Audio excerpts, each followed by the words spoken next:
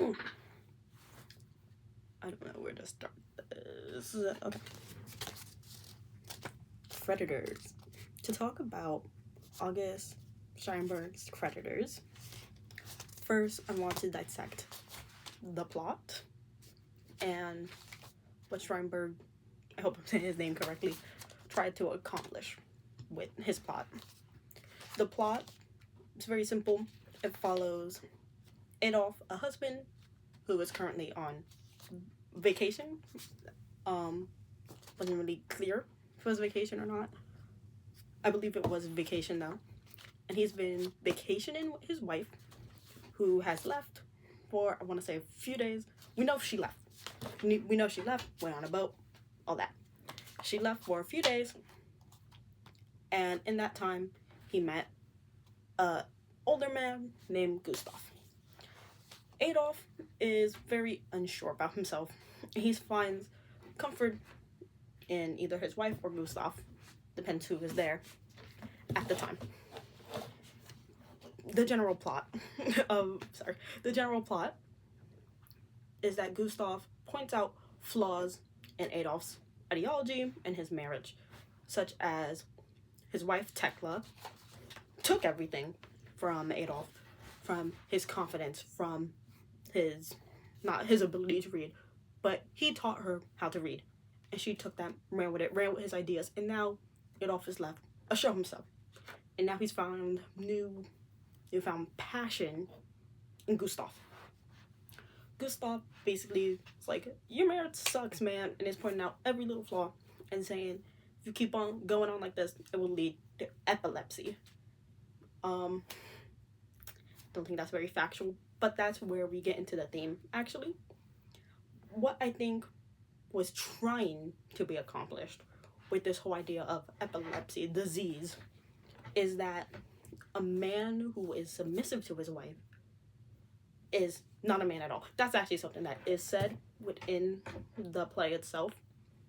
But the idea of disease is, this is a sickness. This is something that has to be cured if a man is submissive to his wife. I think that's the idea Steinberg was trying to get across. If it worked in the day, I don't know, because this is the only production I've seen of Creditors, and as far as this production goes, that message didn't come across. It did, however, come across in the writing. So what I mean to say is it didn't come across in the actors, but it came across in the writing. While personally I was watching the play, I listened a lot to like the words and the language that was used, because I already had a feeling the actor portrayal wasn't gonna be exactly what I was looking for, so I paid really close attention to the words. And I think the words actually reveal a lot more about the play than the acting, which is what led me to the conclusion that Steinberg is trying to send out the message that a man should not be submissive to his wife. A lot of Gustav's language, he's always like, your wife, who taught your wife how to swim? Adolf's like, oh, I did, and now I'm afraid of water, and she swims so confidently.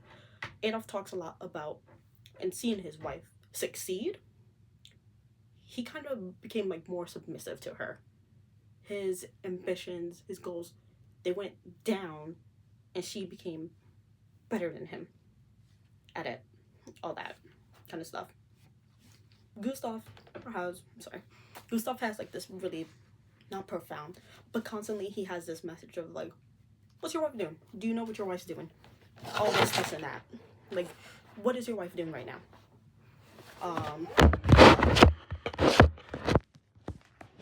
Okay, sorry. Okay. I'm probably gonna edit this out. He has this message of, what's your wife doing right now? Where's your wife at? Your wife doesn't want a husband. This is actually a point I find really interesting when they talked about like, she doesn't want a husband, which Tekla actually herself shows in her relationship with Adolf. She's older than Adolf. That's something that is important. And she refers to herself very weirdly throughout the play, but the main point is she says sister. She refers to herself just as sister and Adolf as little brother. The message is that so she can still get male suitors. Now, I don't know what Steinberg was exactly trying to achieve with this. I think the message was that women shouldn't have freedom because they'll take advantage of you. I drew that conclusion from what we learned about him in class, but I would say it's very apparent within the actual play itself. We see Tekla take not advantage of people, but she's very flirty. She's like, well, why else would I have this image if not to be looked at? All this, and that. And she acts this way because there's not a man there controlling her, kind of. And that's why she doesn't want a husband. And you see that when she speaks with Gustav after Adolf leaves. He's actually in the supper room. That's a whole other thing. But you see that message when she talks with Gustav. She changes herself. She's like, oh, actually, you had like these great ideas, all this and this and that. I just didn't want a husband, all this and that. Whatever. That's kind of the plot, the theme. Whatever. It's a whole scheme. Gustav is trying to reveal to Adolf the truth about Tekla. But the truth is he actually wants revenge on Tekla for divorcing him. That's that whole thing. What's really important is the characters, and I have a lot to say about the characters, so much that I have to pull up my notes. But I think the characters is actually where it really shines through, more so than the plot or anything. So I'm gonna try not to like read this word for word, but I did write a lot. So there's 3 main characters, as I said: Adolf, Gustav, Tekla. So like I said, the writing, I found the wording really good. I thought the wording told more of a story, and I found the characters interesting. I don't know about anyone else, but I did. So for Adolf, I don't have a lot to say about him. He's easily influenced, shown through how he adapts to what Gustav says. You have epilepsy, he starts fainting. Tekla comes in, Adolf was like, oh, I'm putting my foot down, this and that. Tekla says like one word and he's like, oh, I love you. So I said he's an influence, and I also said he's gullible because of the whole sickness idea. That's not real. He didn't have epilepsy. At least I don't think so. I don't know. But like I said, I think the idea behind the sickness was more so, it's like a sickness to be submissive to your wife, or like not have control over your wife. And it feels like a sickness, and you're gonna die if you don't have this, if you're not the one in control. I don't know. That was my takeaway. But as far as the actor goes, I think his portrayal was very straightforward, based on what I heard like through the writing. But he seems over the top in his dramatics, and it's because this is what he believes in. I have like no notes on the actor. I think he was the right amount of over the top, of emotional. This is something I said about the actor himself.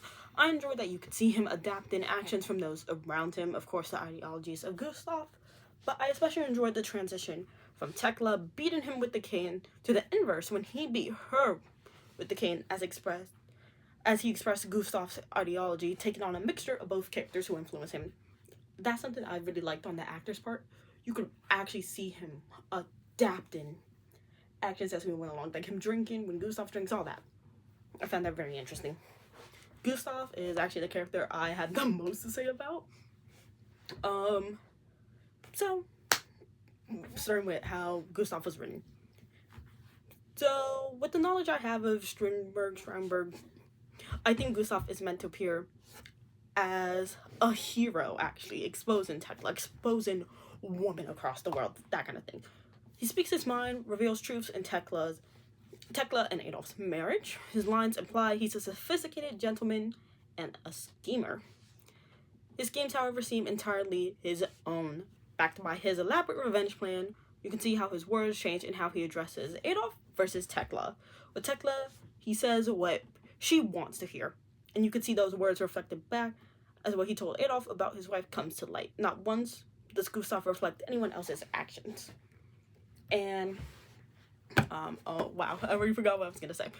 But when he says what Tekla wants to hear, he's reversed his own ideologies, kind of. He's like, oh, actually, you were right in this case. Blah, da, da, da, da, da, da. You were right. All this and that. And I think he's saying that, obviously, because he knows that's what she wants to hear. But because he knows almost everything she believes in came from me. It's like another huge message within the play. But he knows this. So he's like, well, wouldn't she like to hear it if she was right? To boost her ego. It's kind of another message that women are like egocentric.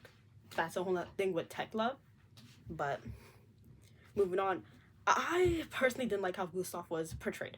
The actor did a good job in general, like his acting skill, that was good. But I think he tried really hard to play a villain, and sorry, that was me. I think he tried really hard to play a villain, and that's looking at this play through a modern lens. I don't know how the play was intended to be interpreted or anything, but I don't think Gustav was supposed to be a villain. I think he really was supposed to be framed as the hero coming to expose Tekla, expose her wrongdoing, all this and that. And I mean, he kind of did. At the end, Adolf heard everything, and then he died of epilepsy, the whole disease idea. But really going into the portrayal, I think it's a very modern take. His tone from the actions interpretation, very smug, which I don't doubt Gustav is, but it comes across as a cartoon villain to me. He's also played with more passion than I think the character was written to have. There are a few instances that stick out to me. The constant speaking to the audience or addressing them with pointing or eye contact, the jumping on and off the furniture. But the most damning piece is when he speaks about why he pursued revenge against Tekla. He claims he was offended by her book, by her husband referring to him as an idiot, and the actor plays the role with a mix of rage and annoying. A scream match ensuing, and yet Gustav says, "Is it not a man's right?" Then delves into comparing himself and Tekla in their roles. If Gustav believes it is in fact a man's right to be offended by a woman's interpretation of him, I don't imagine he would be as enraged as he was. Instead, his line should be said in a neutral tone as they explain the situation. Like, he thinks he's justified for revenge. He could be annoyed. I'm not saying he can't be annoyed, he can't be angry, but he fully thinks he's justified for revenge, and I imagine he'd be like, this is what I did. This is why I did it. I'm not mad about it. I did it because it's my right to. The last character, Tekla. I have really mixed feelings about Tekla. When she first came into the scene, I was like, oh, okay, yeah, she knows what she wants. She knows what she wants. She doesn't want a husband. And then we got the sister-brother thing. It's a whole thing. I don't know. Really don't know what to say about Tekla. But, like I said, most conflicted about. When first introduced to her during the play, she seemed like the dominant figure in the relationship, which easily she was. This was an aspect I enjoyed about her, and then we continued to get to know her. I will admit, Steinberg appeared progressive when he gave Tekla the line of being able to love more than one individual, and then it kept going. It wasn't mutual love, but instead love for being admired by many. The aspect of Tekla not wanting a husband because he acts as a chaperone weakened as more of what Gustav said came true. The whole brother-sister aspect was a choice. Whilst I understand it in terms of hiding the relationship, it only made me angry as it proved that she didn't love Adolf. She just didn't want someone to control her as a husband does. So, I'm actually going to take that back. I wrote this after I saw the play. I think she did love Adolf. But I think she loved him as someone she could control. Like a little brother, kind of. It was like, oh, this is someone I'm here to have fun with. And I could also get other men at the same time. And he doesn't have control over me because I'm the big sister. But the scene that stuck out to me was, even in his death, even as she cradles him, she's like, little brother. He just died, and you're still not going to acknowledge he's your husband.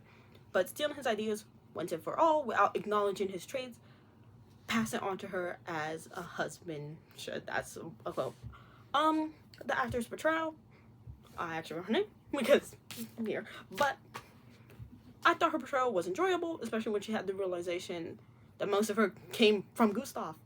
And that's another reason why I think Steinberg was like trying to send this message, because it showed even in Tekla. But there isn't much for me to say other than it was satisfying, and I think she played the part well.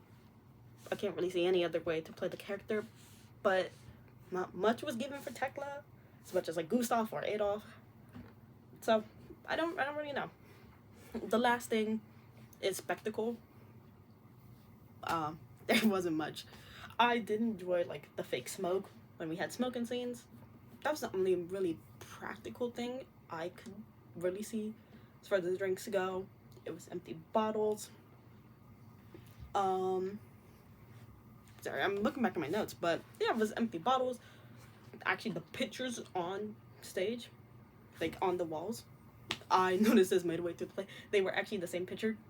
So there were 4 pictures on the walls in total, only 2, and on each side they were just tilted different ways. Thought that was something. The picture of Tekla itself was actually just a blank piece of paper that they ripped up on stage. Not that I expected them to like have a real picture or anything. I mean, they'd be printing out a new picture each time. But I don't know. It was kind of clear that was a blank piece of paper for me. So I don't really know. And then the last thing was the statue of Tekla. There was just a prop. There was like no resemblance at all. That's not an issue or anything. It is just what it is. Because obviously that would cost money. But overall, that's the end of my notes. But overall, I thought the play was an experience. I actually did really enjoy going to see it. I think I will go see other plays here at Iona, but I can't say I'd go see Creditors again. I probably would see it again, see other interpretations of the characters, maybe see a modern take on it as well. But overall, it was interesting to say the least. That's pretty much all I have to say about Creditors.